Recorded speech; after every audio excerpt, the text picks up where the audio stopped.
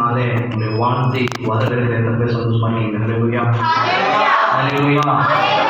எப்படியாவது மழையில் கூட வந்துடுவாங்க அப்படின்னு பார்ப்போம். ஆனாலும் நீங்கள் வந்துட்டீங்க. இன்னும் சிலர் வரல, சிலருக்கு போடுவாங்க, சிலருக்கு பார்க்கல மிஸ்ஸது அப்படின்னாங்க. ஒருவேளை எனவே இந்த நாட்களிலேயும் சில காரணங்கள் இருந்திருக்கலாம். இல்லை அதெல்லாம் நம்ம ஆனால் இந்த தருணத்தில் இந்த பரிசுத்த ஆராதனை வேளையில் அவனுடைய பாதத்தில் நாம் நிற்பதற்கு தேவன் உதவி செய்திருக்கிறார். இப்பொழுது இந்த தருணத்தில் யாராவது ஒருவர் ஒரு வசனத்தை படிக்க கேட்கிறேன். யோவான் 16ஆம் அதிகாரம் 13வது வசனத்தை ஒருவர் படிக்க கேட்கிறேன். But when he, the Spirit of truth, comes, he will guide you into all the truth. He will not speak from his own, he will speak only what he hears, and he will tell you what is yet to come. தலை தாழ்த்தி நம் ஆண்டவரை நோக்கி பார்ப்போம். ஜெபம் செய்வோம். எல்லா சோதனைகளுக்கும் ஒற்றுக்கும் மாத்திரமாக இருக்கிற எங்கள் அன்பு தெய்வமே, இந்த காலை தியான வேளையில் அந்த பரிசுத்த நாளினுடைய சொந்தத்தை நாங்கள் இருக்கிறோம். எங்களோடு பேசும்படி ஆய்வுடைய பாதத்தை பண்ணிக்கிறோம். இதை பார்க்கிற, கேட்கிற, கவனிக்கிறவருடைய பிள்ளைகள் வாழ்க்கையில் ஒரு புதிய மாற்றத்தை ஏற்படுத்தினாலும் பேசுவது நான் அல்ல, என்னுள் மறைச்சது வெளிப்படும். இந்த நேரத்தை உங்களுடைய கருத்தில் அர்ப்பணிக்கிறேன். இயேசு கிறிஸ்துவின் ஜெபிக்கிற நல்ல பிதாவே, ஆமென். ஹல்லேலூயா, ஹல்லேலூயா, ஹல்லேலூயா. அவருடைய பரிசுத்த நாமம் மகிமைப்படுவதாக. இந்த வேளையில சில வாக்குகளை நான் நினைவு கூறும் பொழுது, அல்லது ஆண்டவர் கொடுக்கிற அந்த ப்ராமிஸ் வேர்ட்ஸ் வார்த்தைகளை நான் நினைவு கூறுகின்ற பொழுது, உங்க மனசுக்கு என்ன வார்த்தை, அதாவது இந்த மாதத்தினுடைய வாக்குத்தத்தம் இல்லை, உங்க மனசுல எந்த வார்த்தை உங்களுக்கு டக்குன்னு ஞாபகம் வரும்? நம்ம இந்த வருஷத்துல சொன்னதோ இல்லை போன வருஷத்துல சொன்னதோ ஏதோ ஒன்று சொல்லியிருக்கலாம், அது ஏதோ ஒன்று மனசுல கேட்டுருக்கலாம். டக்குன்னு உங்க மனசுல என்ன வார்த்தை உங்களுக்கு ஞாபகத்துக்கு வரும்? நல்ல வார்த்தைகள் அதுக்குள்ள நீங்க சொல்லுவீங்க. நல்ல வார்த்தைகள் நான் சொல்றது நல்ல வார்த்தைகள், அதாவது யாராவது ஏதோ வார்த்தைகள் சொல்லியிருப்பாங்க, அந்த வார்த்தைகள் இல்லை.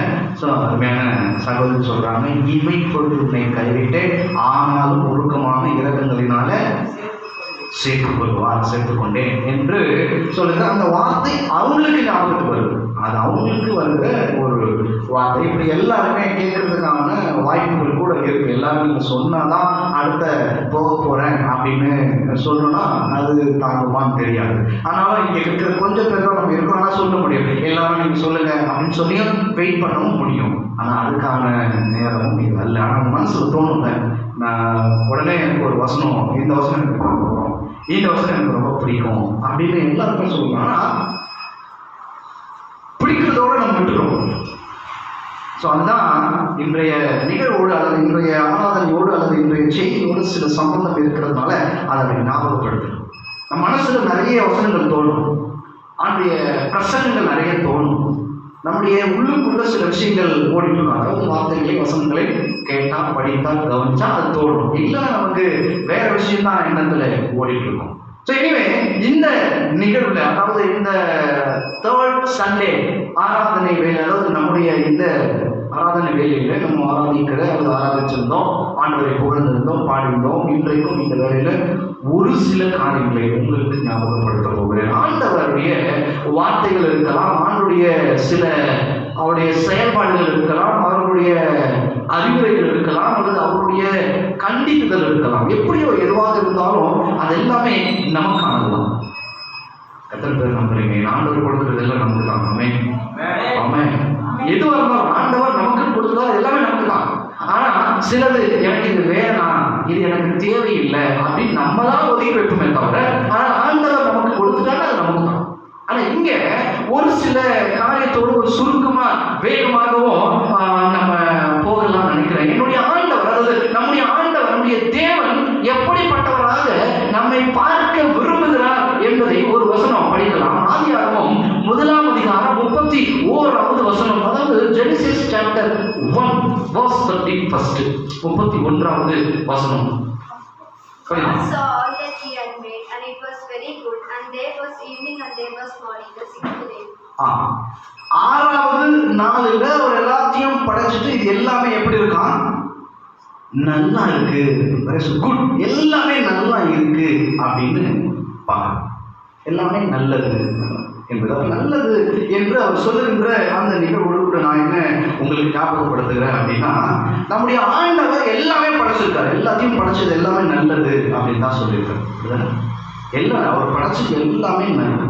அப்படி நல்லதுன்னு அவர் படைச்சிட்டு என்ன சொல்றாரு, எல்லாமே பார்க்கணும், அது எல்லாமே நல்லா இருக்குது, அது ஒரு நல்லா இருக்குது பார்க்குறப்போ நான் நல்லா இருக்கிறத அவர் பார்க்குற, அவர் படைச்சது எல்லாமே நல்லதுனால நான் முதலேயே சொன்னேன், அவர் கொடுக்குறது எல்லாம் நமக்கு தான். அப்போ நல்லா இருக்கிறது என்பதற்காக அவர் அழகு பார்க்கிறாரு. அவர் படைத்தது எல்லாமே நன்றாக இருக்கிறது, நல்லதாகவே இருக்கிறது என்பதற்காக நான் இந்த நாளிலே உங்களுக்கு ஞாபகப்படுத்துகிற ஒரு காரியம், என் ஆண்டவர் படைத்ததை, தேவன் படைத்ததை பார்த்து எல்லாமே நல்லது, அதனால அவர் படைத்ததை வைத்து அழகு பார்க்கிற ஆண்டவர். அப்படி இன்றைக்கு இந்த நாளில் அழகு பார்க்கிற ஆண்டவர், நம்மள அழகு பார்க்கக்கூடிய ஆண்டவர். எப்படி நம்மள அழகு பார்க்கிறார்? நம்ம எல்லாரும் நல்லா இருக்கணும் என்பதை அவருடைய விருப்பம். அதாவது சரீரப்பிரகாரமா அல்லது உள்ளான ஸ்பிரிச்சுவல் லைஃப்லையா நம்ம எல்லாருமே நன்றாக இருக்கப்படணும். நீங்க குட், எல்லாமே நல்லது அவர் சொன்ன நல்லது அப்படின்னு சொல்லும்பொழுது நான் கொஞ்சம் வெளியில அழகு பார்த்தா நம்ம எல்லாம் அவர் பார்க்கணும். ஏன்னா இந்த ஏன்னா அப்படி அழகு பார்த்தார் அப்படின்ற ஒரு விஷயத்த உங்க முன்னாடி ஞாபகப்படுத்துறேன் அப்படின்னா, அவர் காலையில அதாவது ஒரு மாலை வேலையில அவர் படைத்த அந்த இடத்துல அது குளிர்ச்சியான வேலை அப்படின்னு சொல்லப்படுத்தியா, அப்படியே அதை குறித்து நிறைய உங்களுக்கு சொல்லப்பட்டிருக்கும், தெரிஞ்சிருக்கும். அதனால அப்படி அவர் மனிதர்களோட, அதாவது ஆதாம் ஏவாளோடு கூட பேசலாம் அப்படின்னு மாலை வேலை அப்படி வர்றாரு. வரும்பொழுது கூட அப்படி நம்ம பாஷையில் சொன்னா அப்படி ஒரு வாக்கிங் அப்படி வராருன்னு நினைக்கிறேன்.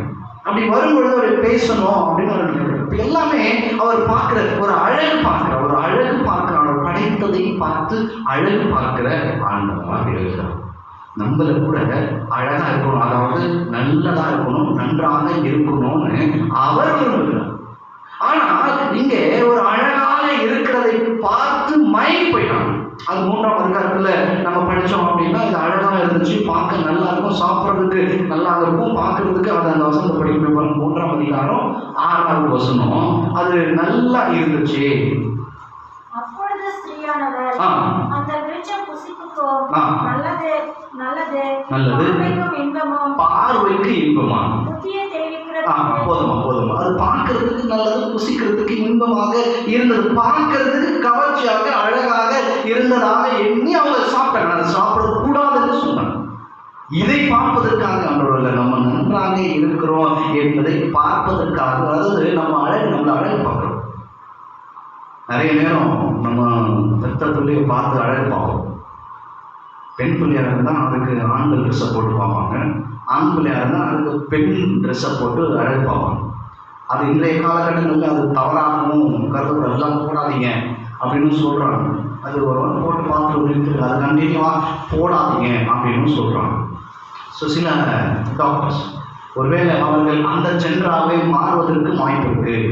பெண்களுக்கு பெண்களுடைய போடுங்க, ஆண்களுக்கு ஆண்களுடைய போடுங்க. ஒருவேளை அவர்கள் குறிப்பிட்ட காலங்களில் அவர்கள் அந்த ஜெண்டராகவே மாறுவதற்கு வாய்ப்பு இருக்கு அப்படின்னு சொல்றாங்க. அதனால அது வேற, அது போயிடும், அங்கெல்லாம் நம்ம போக வேணாம். அது ஒரு பெரிய சப்ஜெக்ட், அது ஒரு பெரிய விஷயமா. ஆண்டவர் நம்மை அழகு பார்க்கக்கூடியவர். இந்த அழகு பார்ப்பதுன்னா அவருடைய மேலோட்டமா இல்லை, எந்த விதத்தில் நல்லது, அவர் படைத்தது எல்லாமே நல்லது என்பதை அவர் அறிந்திருக்கிறார். எல்லாம் அவர் படைச்சது எல்லாமே நல்லது என்று கண்டார். அப்படிதான் மனசு போட்டு அப்படிதான் 31ஆம் வருஷத்துல படிக்க முடியும். எல்லாமே நல்லதாக அவர் படிச்சது எல்லாமே நல்லதா, நம்மளும் நல்லதாக தான் படிச்சாங்க, நல்லா இருக்கணும்னு அவர் விரும்புகிறாங்க. அதனாலதான் அழகு பார்த்தாரு அப்படின்னு சொல்றப்ப, நம்ம அழகை பார்த்து நம்ம போய் எங்கேயோ விழுந்துட்டோம், நம்ம எங்கேயோ போய் அந்த பழத்தை சாப்பிட்டோம், பாவத்தில் விழுந்துட்டோம். அதுக்கப்புறம் அவர் வரும்போது, அவர் பார்க்கணும்னு வரும்போது அந்த இடத்துல நம்ம இல்லை, காணாம போயிட்டோம், அது வேற, ஒழிஞ்சுக்கிட்டாங்க. அப்புறம் அதானே தேடி வராது, கூப்பிடுறாரு. வேண்டவர் அழகு பார்க்கிற ஆண்டவர் தான். ஆண்டவர் எங்கேயும் எதில் அழகு பார்க்கிறவங்க நல்லா இருக்கிறோமா, அதாவது ஆண்டுடைய சமூகத்தில் நம்ம இருக்கிறோமா, பரிசுத்தத்தில் நம்ம நல்லா இருக்கிறோமா என்பதை அழகு பார்க்கிறவர். ஏன் அப்படி நம்ம சொல்லுவோம்ல, என் பிள்ளை எந்த தப்பும் செய்யாது அப்படின்னு தைரியமா சொல்ல முடியுமா? நம்ம பெத்த பிள்ளையை அப்படி சொல்லுவோம். அப்படி சொன்னாதான் அது அழகு. அதுக்காக நீ ஃபேஷியல் பண்ணு, ஷேவ் பண்ணிட்டு வா, நீ என்ன குடிய கட்டல அப்படின்னு சொல்லி அதுக்காக கொடுத்த அந்த அழகு இல்லை. அதுவும் ஒரு அழகு தேவைதான். இப்பெல்லாம் ஷேவ் பண்ணலன்னா அது ஒரு ஸ்டைலாக ஆகிட்டாங்க. முடி வெட்டலன்னா அது ஒரு ஸ்டைலு. என்ன சந்தோஷம், அதெல்லாம் ஒரு ஸ்டைல், அதெல்லாம் அது ஒரு காலகட்டங்களில் அப்படி போயிட்டாங்க. அது ஒரு வெளித்தோற்றமான ஒரு அழகு, மற்றவர்களை கவர செய்கிற ஒரு அழகு இருக்கலாம். அது தேவைதான். இப்போ அழகுன்னு சொல்லும் பொழுது அழகு நிறைய வார்த்தை சொல்லும் பொழுது இந்த பொண்ணு பார்க்குற இடத்துல நிற்கும் போது அவளுக்கு கொடுத்தா ஒரு ப்ரொஃபைல் கொடுத்தா எனக்கு வெள்ளையா ஒரு பொண்ணு வேணும், வெள்ளையா நான் எங்கே போகிறது. இன்னொருத்தர் சொல்றாரு எனக்கு சிகப்பா வேணும்ன்றாரு. வெள்ளையா காட்டுறதா சிகப்பா காட்டுறதா? அவர் என் சபையெல்லாம் கூப்பிட்டு வந்து காரணம் வெள்ளையா யாருக்கிறாங்க சிகப்பா யாருக்கிறாங்கன்னு வந்துருப்பாங்க. ஏதோ நம்ம கிட்ட இருக்கிற ஒரு சில ப்ரொஃபைலை காமிக்கும் போது எனக்கு வெள்ளையா தான் வேணும், எனக்கு சிகப்பா தான் வேணும், இருக்கிறது தான் எங்களால் வேணும், எங்கள் சபையில் இருக்கிறது தான் நாங்கள் காட்ட முடியும், சொல்ல முடியும். ஆனால் அவரு எப்படி இருப்பாருன்னா ரொம்ப கரையில் இருப்பார், அவருக்கு சிகப்பா வேணுமா தெரியல. அது அவங்களுடைய விருப்பம். அழகா வேணும், கலரா வேணும் அப்படின்னு சொல்லுவது அவங்களுடைய விருப்பம். அதனால நம்ம தப்புன்னு நம்ம சொல்றோம். நம்முடைய ஆண்டவர் நம்மை அழகு பார்க்கிறவர். நம்ம பிள்ளைகளை நம்ம பெற்ற பிள்ளைகளை நாம் எப்படி அழகு பார்க்கிறோம், அதே விதமாக நம்முடைய ஆண்டவர் நம்மளை அழகு பார்க்கிறார். என் பிள்ளை எந்த பாவத்திலையும் ஈடுபடாம வாழ்கிறாரா என்பதை அவர் அழகு பார்க்கிறார். அந்த அழகு தான் நான் சொல்றேன். அதுக்காக நம்ம எப்படி இருக்கணும், என்ன இருக்கணும், அதுக்கும் தெரியும். இன்றைக்கு இந்த காலநிலையில நம்முடைய ஆண்டவர் அழகு பார்ப்பவர். He will see the beauty. நம்முடைய அழகை அவர் பார்ப்பவர், ரசிக்கக்கூடியவர். உள்ளான அழகு. I am not talking about out face. Inner. His look, our heart. நம்முடைய உள்ளம், நம்முடைய உள்ள அழகை அவர் பார்க்கிறவராகவே இருக்கல. இன்னொரு விஷயம், அப்படியே கொஞ்சம் வேற ஒரு இடத்துல போன, தேவன் படைத்தது எல்லாமே அழகு, நம்மளும் அழகுதான். அது நம்ம அழகாக இருக்க வேண்டும் என்று அவர் விரும்புகிறார். அவர் விரும்புகிற அந்த சூழ்நிலை தான் வந்து பார்க்கிறாரு. பார்க்கும்போது தான் ஆனால் அழகு கெட்டு போய் நம்ம இருக்கிறோம், அதாவது பாவத்தில் ஈடுபட்டிருக்கிறோம். அந்த ஆதாம் ஏவாளும் அந்த பழத்தை சாப்பிட்டு விட்டு அவருக்கு ஒளிந்திருந்தார்கள் என்பது பார்க்கிறோம். அது அவர்கள் செய்த தவறு. அந்த மாதிரி நம்மளும் நம்ம அழகாக இருக்க வேண்டும் விரும்புகிறோம். ஆனால் நாம் நம்முடைய அழகை கெடுத்துக்கிறோம். அதாவது ஆண்டவர் விரும்புகிற அந்த அழகை நாம் பாவம் செய்து தவறு செய்து நாம் அவருக்கு பின்னாடி ஒழிச்சிட்டு அவர் பார்க்க மாட்டாரு அப்படின்னு நாமே நினைச்சுட்டு இருக்கிறோம். அது தோடு கூட ரெண்டாவது ஒரு காரியத்தை உங்களுக்கு ஞாபகப்படுத்தும் பொழுது என்னன்னா, அழகு பார்ப்பவர் மட்டுமல்ல, இன்னொரு ஒரு காரியம் படிங்க. ரெண்டாவதாக வெளிப்படுத்தின விசேஷம் 7ஆம் அதிகாரம் 17வது வசனம் என்ன சொல்கிறது என்று சொல்லி நாம் படிக்கும் பொழுது இந்த வார்த்தை எவ்விதமாக நம்ம புரிஞ்சுக்கிறோம் அப்படின்னா, நம்முடைய ஆண்டவர் கண்ணீரை துடைப்ப படிமா அந்த வசனம். For the lamp at the center of the throne will be their shepherd. He will lead them to the springs of living water, and God will wipe away every tear from their eyes. நம்முடைய கண்ணீரை துடைப்பவர் இல்லையா? நம்முடைய கண்ணீர் யாவையும் அவர் துடைப்பார். புரியுதா? நம்முடைய கண்ணீர் யாவையும் அவர் துடைப்பார். அதனால கண்ணீர் யாவையும் துடைப்பார் என்பதை கொஞ்சம் நான் என்ன சொல்லுவேன், நான் என்ன உங்களுக்கு ஞாபகப்படுத்துகிறேன் அப்படின்னு பார்த்தா, நம்முடைய அழுகையை நிறுத்துகிறவர், நம்முடைய அழுகையை நிறுத்துகிறவர். நம்முடைய கண்ணீரை துடைக்கும் போது என்னன்னா, நம்ம அழுகிறோம், நம்ம கண்ணீரை துடைச்சிட்டாங்க அப்படின்னா நம்முடைய பிரச்சனை சால்வ்னு அர்த்தம் இல்லையா? அப்போ அழுகையை ஆண்டவர் நிறுத்துகிறதாக அந்த ஆள் வரணும் என்பதற்காக நம்முடைய அழுகையை அவர் நிறுத்துகிறார். அவருடைய அழுகையை அவர் நிறுத்துகிறார். He will stop crying. நம்முடைய அழுகையை அவர் நிறுத்துகிறார். யாருக்கே நிறுத்தணும்? ஏன் நம்முடைய அழுகையை அவர் நிறுத்தணும்? சில பேர் நம்மளை அழகு பார்க்கிறவங்க நம்மளை அழகச்சும் பார்ப்பாங்க. ஆனா நம்ம ஆண்டவர் நம்ம அழுதுட்டு இருந்தோம்னா நம்முடைய அழுகையை நிறுத்தக்கூடியவர், நம்முடைய அழுகையை அவர் ஸ்டாப் பண்ணக்கூடியவர். ஸ்டாப் அவர் கிரை. நம்முடைய அழுகையை அவர் நிறுத்தக்கூடியவர். அவர் மட்டும்தான் நிறுத்த முடியும். நம்ம என்ன சொன்னாலும் நம்முடைய அழுகை நிறுத்த முடியாது. நம்ம அழுகு கண்ணில் தண்ணி வேண்டாம் வராம இருக்கலாம், ஆனா உள்ளுக்குள்ள ஏதோ ஒரு காரணத்தினால அழுதுதான் இருக்கும். அதை ஆண்டவர் நிறுத்துவார். படிக்கலாம் அதே வசனத்தை தான் முழுசா நம்ம படிக்கலாம். 15வது வசனத்தை படிக்க முடியுமா பாருங்க. 7ஆம் அதிகாரத்தினுடைய 15வது வசனம். அதுல படிக்குமா? இவர்கள் தேவனுடைய சிங்காசனத்திற்கு முன்பாக இருந்து இரவு பகலும் அவருடைய ஆலயத்திலே அவரை சேவித்தார்கள். இங்க யாருடைய கண்ணீரை, யாருடைய அழுகையை ஸ்டாப் பண்ணுவார் என்பது இந்த பரலோக வாழ்க்கையில, அது பரலோக பேச்சில நடைபெற்றுக் கொண்டிருக்கிற ஒரு டயலாக், ஒரு வாக்குவாதம் அல்லது ஒரு விதமான பேச்சுங்க. யாருடைய கண்ணீரை கடைசியில் என்ன உடனே நம்ம அந்த 17 வசனம் சொன்னபோது பார்த்தா கடைசியில் அவர் எல்லாருடைய அந்த கண்ணீர் யாவையும் ஒரு துடைப்பாக போடப்பட்டிருந்தாலும் யாருடைய கண்ணீரை துடைப்பாரா? இப்படி 15வது வசனத்தை இவர்கள் தேவனுடைய சிங்காசனத்திற்கு முன்பதாக இருந்து இரவும் பகலும் அவருடைய ஆலயத்தில் அவரை சேவிக்கிறார்கள். இரவும் பகலும் அவருடைய ஆலயத்திலிருந்து சேவிக்கிறவர்கள். சேவிக்கிறவங்க அவங்க யாருன்னா எடுத்து போவாங்க இல்ல. சரி, இரவும் பகலும் அவருடைய ஆலயத்தில் சேவிக்கிறவர்கள். அது அர்த்தம். அப்படியே அதே பண்ணி கண்டினியூ. அப்புறம் சிங்காசனத்தின் மேல் வீற்றிருக்கிறவர் இவர்களுக்குள்ளே வாசமாக இருப்பார். ஆண்டவர் நமக்குள்ளவே இருக்கிறார். தொடர்ந்து படிங்க. இவர்கள் இனி பசி அடைவதில்லை, இனி தாகம் அடைவதில்லை, வெயிலாவது உஷ்ணமாவது இவர்கள் மேல் படுவதில்லை. வெயிலும் படல, சூடும் படல, இவர்கள் மேலும் படாது. படிக்குமா? சிங்காசனத்தின் மத்தியில் இருக்கிற ஆட்டுக்குட்டியானவரே இவர்களை வைத்து இவர்களை ஜீவ தண்ணீர் உள்ள ஊற்றுகள் அன்றைக்கு நடத்துவார். தேவன் தாமே இவர்களுடைய கண்ணீர் யாவையும் துடைப்பார். இப்பதான் இங்கே நடக்குது. இரவும் பகலும் தேவனுடைய ஆலயத்தில் இருக்கிறவர்களும் அவர்களுடைய சமூகத்தில் இருக்கிறவர்கள் இன்னும் கொஞ்சம் 9வது வசனத்தெல்லாம் நம்ம பார்த்தோம் அப்படின்னா உபத்திரவத்தோடு இருந்தாங்க. இப்போ இவங்க எப்படி இருக்கிறாங்க? 9வது வசனம்லாம் நம்ம படிக்கும் பொழுது எப்படி இருந்தாங்கன்னா ஆட்டுக்குட்டியானவருடைய ரத்தத்தினாலே அவர்களுடைய உடைகளை கழுவி இருக்கிறார்கள். அதாவது இயேசு கிறிஸ்துவினுடைய ரத்தத்தினாலே இவர்கள் கழுவப்பட்டிருக்கிறார்கள். யார் ஒருவர் உபத்திரவோடு இருக்கிறாங்களோ அவங்க எல்லோரும் பரலோக வாழ்க்கைக்கு வந்துட முடியும், அவருடைய கண்ணீர் துடைத்திட முடியும் அப்படின்னா தெரியல. யார் உபத்திரத்தோடு அழுகிறார்களோ, யார் கஷ்டத்தோடு அழுகிறாங்களோ அவங்களுடைய கண்ணீர் எல்லாம் துடைக்கப்படும் அப்படின்னு நம்ம சொல்ல முடியுமா? எனக்கு தெரியல. ஆனால் ஆண்டுடைய ரத்தத்தினாலே கழுவப்பட்டவருடைய கண்ணீர் எல்லாம் துடைக்கப்படும். இந்த தொடர்ந்து 9வது வசனத்துல வந்து படித்தீங்கன்னா அந்த போடப்பட்டிருக்கும் யார் என்பதை போடுறாங்க. ஒரு சிலரை மட்டும் நான் மேல எடுத்து உங்களுக்கு சொல்றேன். அப்படி ஆண்டவருடைய ரத்தத்தினாலே கழுவப்பட்டோம்னா நம்முடைய கண்ணீர் துடைக்கப்படும், நம்முடைய அழுகை நிறுத்தப்படும். அதுதான் இங்க நமக்கு சொல்லப்படுது. இதை நம்ம புரிஞ்சுக்க முடியுமான்னு எனக்கு தெரியல.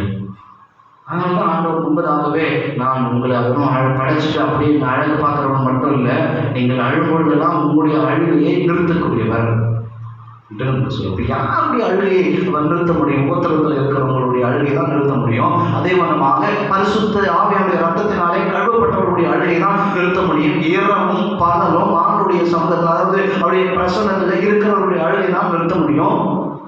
தேவனால் மேய்க்கப்பட்ட பரிசுத்த ஆவியானவரால், அதாவது கிறிஸ்துவால் மேய்க்கப்பட்ட நீங்க வீட்டில் போய் படிப்பீங்களான்னு தெரியாது, படிக்கிறதுக்கான அந்த நேரம் இருக்குமான்னு தெரியாது. அதனால அவனுடைய சாராம்சம் மட்டும் உங்களுக்கு சொல்லிட்டு இருக்கேன். யாரும் வீட்டிலலாம் போய் படிக்கலாம் மாட்டோம். படிச்சீங்கன்னா சந்தோஷம்.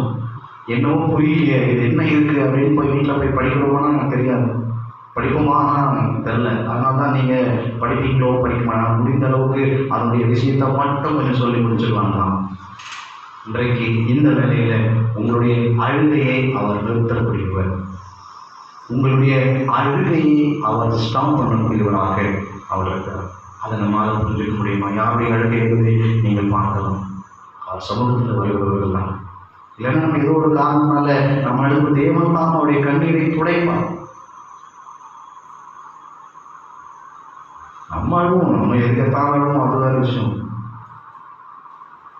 ஆனால் இந்த வேலையில் ஒரு வார்த்தை ஏசாயா 30ஆம் அதிகாரம் 19வது வசனத்தில்,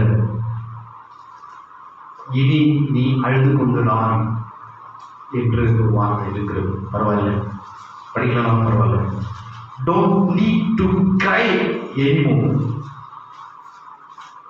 Don't need to cry anymore. இனி நீ அழுது கொண்டுதான் என்று ஐசாயா chapter 30 verse 19 விதமாய் சொல்லப்பட்டிருக்கிறது நான் பார்க்க முடியும். நாம் இனி அழப்போவதில்லை. ஏனென்றால் நம்முடைய அழுகையை ஸ்டாப் பண்றவர் நம்முடைய ஆண்டவர் மட்டுமே. நம்முடைய அழுகையை ஸ்டார்ட் பண்றவங்க நிறைய பேர் இருக்காங்க. நம்முடைய நம்மளை அழ வைக்கிறதுக்கு நிறைய பேர் இருக்காங்க. ஆனா நம்முடைய அழகையை ஸ்டாப் பண்ற நம்முடைய ஆண்டவர் மட்டும்தான் முடியும். நான்லாம் எதுக்கும் அழுதே இல்லை அப்படின்னு யாராவது சொல்ல முடியுமா? யாரும் சொல்ல முடியாது. ஏதோ ஒரு காரணத்தினால ஏதோ ஒரு சூழ்நிலை நாம் அழுதுருப்போம். சின்ன பிள்ளைங்களுக்கு தெரியும் வரைக்கும் ஏதோ ஒரு காரணத்தால நாம் அழுதுருப்போம். ஆனால் அந்த அழுகை பிரயோஜனமானதா? என் ஆண்டவருக்கு ஏற்றவையா? நிறைய பேருடைய கண்ணீர் எல்லாம் என் கணவர் சரியில்லை அப்படின்னு அழுகுறாங்க, என் பிள்ளைகள் சரியில்லைன்னு அழுகுறாங்க, நான் சரியில்லை அப்படின்னு அழுகுறாங்க. அப்படி யாருன்னா இருக்காங்கன்னு தெரியல. நான் சரியில்லை தன்னையே உணர்ந்து நான் இந்த குடும்பத்துக்கு ஏற்றவன் கிடையாது அப்படின்னு அழுகுறவங்க இருக்காங்களான்னு எனக்கு தெரியல. நான் ரொம்ப கரெக்டாக தெரியுமா அப்படின்ல இருக்கிறவங்க உண்டு. தன்னைத்தானே அப்படி சொல்றவங்க இருக்காங்களான்னு எனக்கு தெரியும். இருந்தால் சந்தோஷம். ஆனால் எப்படி இருந்தாலும் உங்களுடைய அழுகையை ஆண்டவர் நிறுத்துகிறவர். உங்களுடைய அழுகையை அவர் நிறுத்த முடியும். He will stop crying your crying. நம்முடைய கண்ணீரை அவர் துடைக்கிறவராக இருக்கிறார். கண்ணீரை துடைப்பதோடு கூட விட்டுவிடாதபடி, நம்முடைய அழுகையை நிறுத்திவிடாதபடி, நம்மளை வெறும் படைச்சு அப்படியே அழகு பார்ப்பதோடு இல்லை, நாம் அழும்பொழுதெல்லாம் நம்முடைய கண்ணீரை துடைத்து விட்டு இன்னொரு ஒரு காரியத்தை செய்கிறார். நமக்கு என்ன நடக்க வேண்டும், எதை செய்ய வேண்டும் என்பதை நமக்கு அறிவுறுத்துகிறார். மூன்றாவதும் கடைசியமாக நம் ஆண்டவர் அவர் அறிவிக்கிறவராக இருக்கிறார். படிங்க யோவான் 16ஆம் அதிகாரம் நாம் படித்த வேத பகுதியில் 13வது வசனம் படிப்பான்.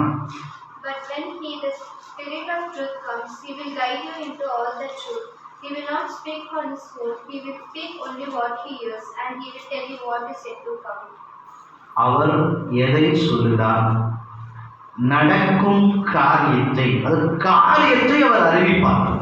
இங்க ஒரு பெரிய ஒரு யோவான் 16ஆம் அதிகாரம் 13வது வசனத்தினுடைய இந்த ஆண்டவர் பேசுகிற ஒரு காரியத்தை அவர் சீசனோடு பேசிக்கொண்டிருக்கிற ஒரு காரியம் என்னன்னா, இப்பதான் அவங்க கூட இருப்பேன், இதுக்கப்புறம் நான் அவங்க கூட இருக்க மாட்டேன் என்று அவர் ஒரு அறிவிப்பு அறிவிக்கிறார்.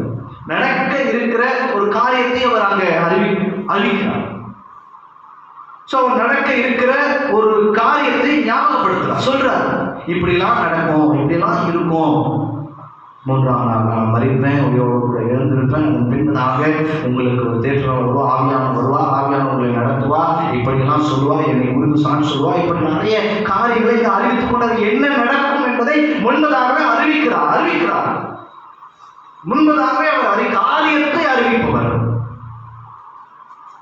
ஒரு காரியத்தை அறிவிக்கிற என்ன நடக்க போகுது என்பது, ஒருவேளை அவருடைய மரணத்தை குறித்து, அவருடைய செய்தியை குறித்து, அவருடைய பாடுகளை குறித்து, அவருடைய உயிரோடு கூட எழுந்து வருவதை குறித்து, அவருடைய வயலுகளை குறித்து நம்மோடு கூட பேசுகிற, நம்மோடு கூட இடைப்படுகிற அந்த காரியங்களை குறித்து இந்த இடத்துல முன்பதாகவே அவர் அறிவிக்கிறார். அநேக காரியங்களில் நமக்கு அறிவிப்பு தேவையா இருக்கிறது. முன்பதாகவே நமக்கு சொல்லிட்டா நல்லா இருக்குமே, சொன்னா நல்லது தானே.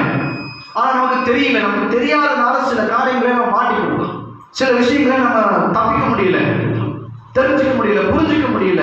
ஆனால் ஆண்டவர் முன்பதாகவே அவர் நீங்களும் நானும் எதை செய்யணும், எப்படி இருக்கணும் என்பதை அவர் அறிவிக்கிறவர். காரியத்தை அறிவிக்கிற தமிழ்ல படிக்க முடியுமா பாருங்க. 16, 13வது பரிசுத்த ஆவி வரும், சத்திய ஆவியாக அவர் உங்களிடத்துல வரும் பொழுது சகல சத்தியத்திற்குள்ளும், குறிப்பாக எல்லா வார்த்தைகளுக்குள்ளவும் உங்களை சத்தியத்துக்குள்ள உங்களை அவர் நடத்துவார். அவர் சொந்தமா ஏதோ அவருடைய இஷ்டத்துக்கு பேசல.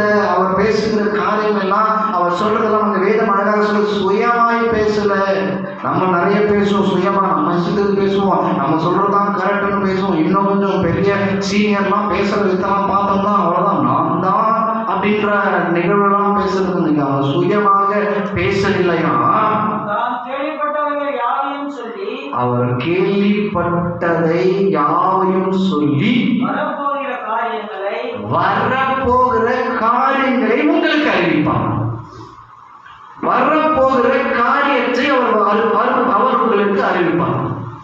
என்ன வரப்போகிற காரியம் அதை நம்ம கவனிச்சாதான், நம்ம கேட்டாதான், நம்ம புரிஞ்சுட்டாதான் வரப்போகிற காரியம் வேணும். இன்னைக்கு நடக்கிற காரியம் நமக்கு ஒருவேளை நிறைய புரிஞ்சுக்கலாம், என்னவோ நடக்குது. ஆனா எல்லாமே ஆண்டவர் நமக்கு சொல்ல வரப்போற காரியத்தை அவர் அறிவிப்பவர். ஒரு மனிதனுக்கு ஆண்டுடைய வார்த்தை புரியல, ஒரு ராஜாவுக்கு புரியல, ஒரு மந்திரிக்கு ஆண்டு வார்த்தை புரியல. அந்த வார்த்தை எப்படி தெரியும் சொல்ல முடியும். கேட்கும் போது யாராவது எனக்கு சொன்னாலும் தெரியும் அப்படின்னு சொல்றாரு. எந்த பகுதியில் இருக்கு சொல்ல முடியுமா? எனக்கு ஒருத்தர் சொல்லனா எப்படி இந்த வார்த்தையால புரிஞ்சுக்க முடியும்? அப்போஸ்தலர் நடவடிக்கைகள் 9ஆம் அதிகாரம் 8ஆம் அதிகாரம் 31ஆம் வசனத்துல நான் படிக்க முடியும். இங்க ஒரு பெரிய சம்பவம் தான். இந்த வார்த்தை நடக்கிறது, அந்த வசனம் படிக்கிறது புரியல, அந்த சொல்வதற்கு இந்த பிலிப்பு விளக்கம் கொடுக்குறாங்க. படிக்கிறோம். அதற்கு அவன் ஒருவன் எனக்கு தெரிவிக்காவிட்டால் அது எனக்கு எப்படி தெரியும்? போது எனக்கு அப்போஸ்தலர் 8ஆம் அதிகாரம் 31ஆம் வசனத்துல நான் படிக்கிற போது சொல்லல எப்படி எனக்கு தெரியும்? ஆனால் ஆண்டவர் நமக்கு அறிவிக்கிறார். நம்மளை படைச்சு அழகு பார்த்ததோட விட்டுல நாம் அழும் பொழுது நம்முடைய கண்ணீரை துடைக்கிறார். அதே போல வாங்க வரும் காரியத்தில் நீங்கள் நன்றாக நடந்து கொள்ள வேண்டும் என்பதையும் அவர் அறிவிக்கிறார். வெறும் அறிவிப்போட விடல, எப்படி வாழ வேண்டும் என்பதையும் அவர் வாழ்ந்து காட்டுறார். அதான் இம்பார்ட்டன்ட். அவர் வாழ்ந்து காட்டியிருக்கிறார். அறிவிப்பு, நிறைய அறிவிப்பு நம்ம சேர்ந்து அறிவிப்புன்னு சொல்லியிருந்தோம். இப்போ கொஞ்ச நாளைக்கு முன்னாடி இந்த சிஎம் ஒரு அறிவிப்பு விட்டார். நேற்று நினைக்கிறேன், வெள்ளிக்கிழமை. கண்டிப்பாக நான் மேகதாது அணையை கட்டுவேன்னு சொல்றாரு. ஆனால் பக்கத்தில் இருக்கிற ஸ்டேட்ல இருக்கிற கேரளாவோ அல்லது தமிழகத்தினுடைய கட்சிகளோ முதலமைச்சர்களோ சொல்றாங்க வேணாம், தடை பண்ணுங்கன்னு சொல்றாங்க. இல்லை, எங்க மாநிலத்துக்கு முக்கியம் தேவை மேகதாது அணை, அந்த அணை கட்டியே ஆகணும், அந்த டேம் கட்டியே ஆகணும் அப்படின்னு அவர் சொல்றாரு. அவர் சொல்லும் போது அவர் என்ன சொல்றாருன்னா, அப்படி கட்டினா தான் என்னுடைய ஸ்டேட்ல வளர்ச்சி இருக்கும்னு சொல்றாரு. இந்த ஸ்டேட்ல இருந்து அவங்க யோசிக்கும் போது அவருக்கு சப்போர்ட் பண்ணுவாங்க. ஒட்டுமொத்தமாக யோசிக்கும் பொழுது பண்ணுவாங்களான்னு தெரியாது. அது ஒரு அறிவிப்பு அவர் கொடுக்குறாரு. ஸ்டேட்மெண்ட் சொல்றாரு, நியூஸ்ல சொல்றாரு, நேரடியாகவே சொல்றாங்க. கட்டியே திருவேன்னு சொல்றாரு. கட்டவே கூடாதுன்னு போய் நிற்கிறாங்க. என்ன நடக்க போகுதுன்னு தெரியாது. ஒரு பக்கம் இப்படி நடக்குது, அதுக்கு ஒருத்தர் எதிர்ப்பு, ஏதாவது ஒரு செஞ்சா அதுக்கு எதிர்ப்பு இருக்க நடக்க போற காரணம் என்னன்னு ஒருவேளை இன்டென்ஷனா நமக்கு புரியலன்னா கூட உடனே அதுக்கப்புறம் இன்னொரு ஒரு அறிவிப்பு வருது. இந்த சிஎம் வயசாயிடுச்சு, அவரை மாத்துங்கன்றாங்க. இது சிஎம் வயசாயிடுச்சு, அவரை மாத்துங்கன்னு அப்படியே சொல்றாங்க. அதெல்லாம் நடக்குமா? இதெல்லாம் அறிவிப்பு நடக்குது, நடக்கல, போகுது, வருது, அதெல்லாம் நமக்கு தேவையில்லை.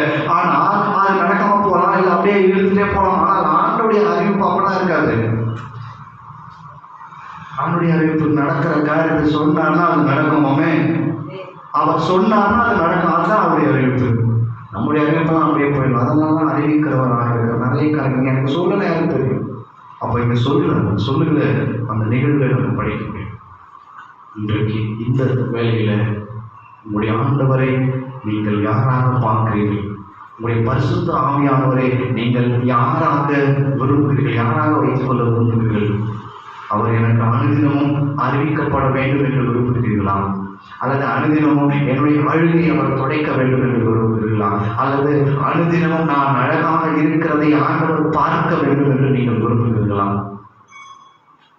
அவர் விரும்புகிற அழகு, முன்னாடியே சொன்னதான், அவர் விரும்புகிற அழகு நாம் நன்றாக இருக்கக்கூடிய அளவு, பாவத்தில் இல்லாதபடி பரிசுத்தத்துக்குள்ளாக இருக்கக்கூடிய அந்த அழகு, வெளிப்படையான இன்னர் பியூட்டி. நிறைய இன்னர் பியூட்டிலாம் பார்க்கறதே கிடையாது. வெளியில் இருக்கிற பியூட்டி தான் நமக்கு தேவை. அது போதும். நம்மளை அழகு பார்க்கக்கூடியவர் ஆண்டவர். நாம் நன்றாக இருக்க வேண்டும் என்று அழகு பார்க்கக்கூடிய ஆண்டவர். அழுகிற நம்மை கண்ணீரை துடைக்கக்கூடிய நம்முடைய ஆண்டவர். நாம் எப்படி வாழ வேண்டும், வரும் காலத்திலும் நம் வரும் காலத்தில் நடக்கக்கூடிய காரியங்களை நமக்கு அறிவிக்கக்கூடியவர் நம்முடைய ஆண்டவர். அதை உணர்ந்து இந்த வேளையில் ஆண்டவரே நான் என்ன செய்ய வேண்டும் என்று சொல்லி இந்த அப்போஸ்தலர் 8ஆம் அதிகாரத்தினுடைய 21-22 படிக்கின்ற பொழுது அது புரிந்த உடனே அவர் கேட்கிறாரு, நான் என்ன செய்யணும்னு சொல்லி கேட்கிறார்.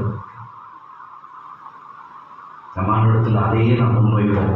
இன்றைக்கு இந்த கால வேளையில ஆண்டவரே, நீங்கள் விரும்புகிற அழகாக இருப்பதற்கு நாம் என்ன செய்யணும்? நீங்கள் விரும்புகிற அழகில் எதை நான் தவறிவிட்டேன் என்று ஆண்டவரிடத்தில் கேட்போம். அப்பொழுது நம்முடைய கண்ணீரை அவர் துடைப்பார். அவர் நமக்கு கண்ணீரை போக்குவதற்கு, துடைப்பதற்கு நல் காரியத்தை நமக்கு அறிவிப்பார் என்பதில் எந்த மாற்றம் இல்லை. இன்றைக்கு நாம் ஆண்டுடைய சமூகத்தில் அழுது கொண்டு இருக்கிறவர்களாக இருப்போம் என்று சொன்னால், இனி நீ அழுது கொண்டிருக்கிறான் என்று சொல்லி அவனுடைய வார்த்தை நமக்கு தைரியப்படுத்துகிறது. இன்றைக்கு இந்த வேளையில் வரும் காரியத்தை நான் அறிவிப்பேன் என்று சொல்லி ஆண்டவர் நமக்கு வெளிப்படுத்துகிறார்.